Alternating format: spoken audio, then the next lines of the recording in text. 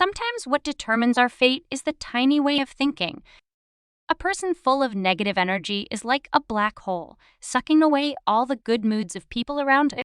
As a pair of twin sisters that I know, their biggest feature is ugliness. Every time someone mentions them, they cannot in good conscience use the common phrase sister flowers. There was a photographer who was quite sharp-tongued when he met the older sister, seeing her tall and plump, and knowing she had a twin sister. He commented, "Miffer come alone." And then, this photographer fell in love with the older sister. To this day, after 8 years of marriage, he is devoted to his wife. He often posts photos he took of his wife on Facebook and Instagram, each one filled with love. He said that his wife overturned his aesthetic sense.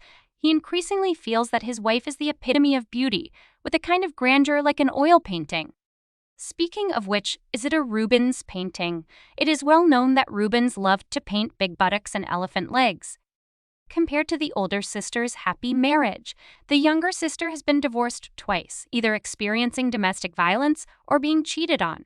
The most bizarre thing is, even her parents think it's her fault and feel sorry for her ex-husbands. Did the younger sister do anything outrageous?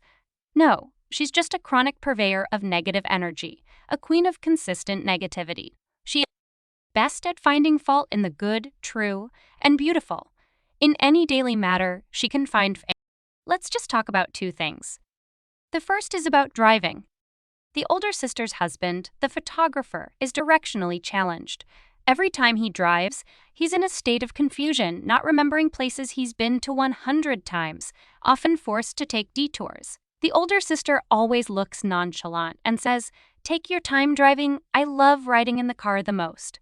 Then, she happily chats with other people in the car, telling various gossips. Even if there are no others, she can entertain herself by looking at the trees by the roadside and telling her husband some joke. Once, they drove to the zoo, and the dinner reservation made by friends, a journey of less than an hour, took her husband over 3 hours to drive, directly to the countryside. The older sister was still very happy, feeling like she hit the jackpot, and even had an impromptu countryside outing, which she hadn't seen in a long time. Impressive.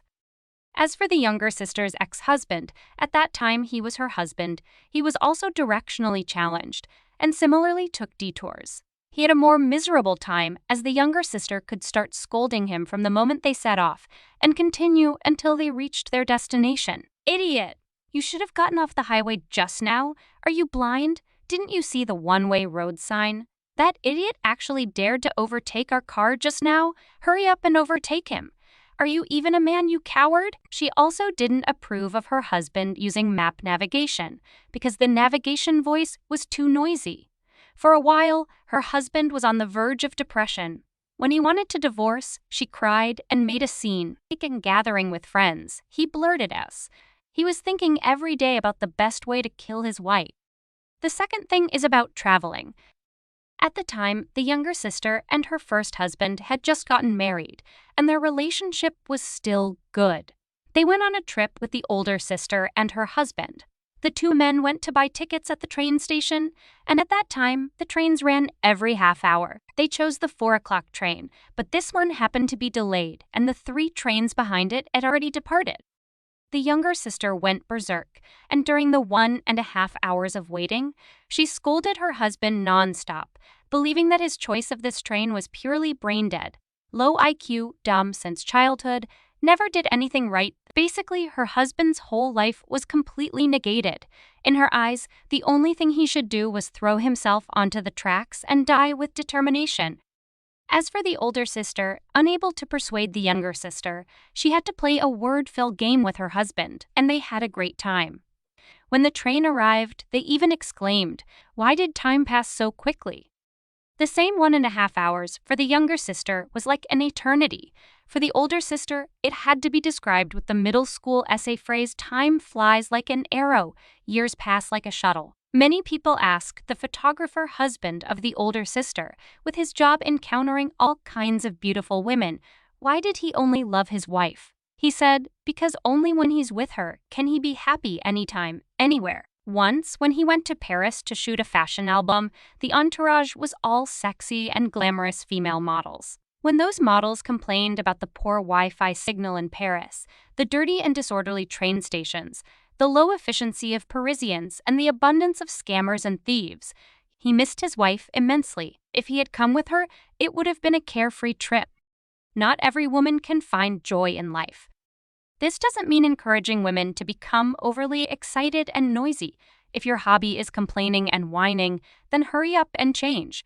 A person full of negative energy is like a black hole, sucking away all the good moods of people around them. Two women, one is good at finding the small joys in life. The other is good at digging out the ugliness in life. It's not really about education, talent, and other big things. Sometimes what determines our fate is the tiny way of thinking. Traffic jams and delays are annoying for everyone, but if you can find humor in them, you will become more adorable.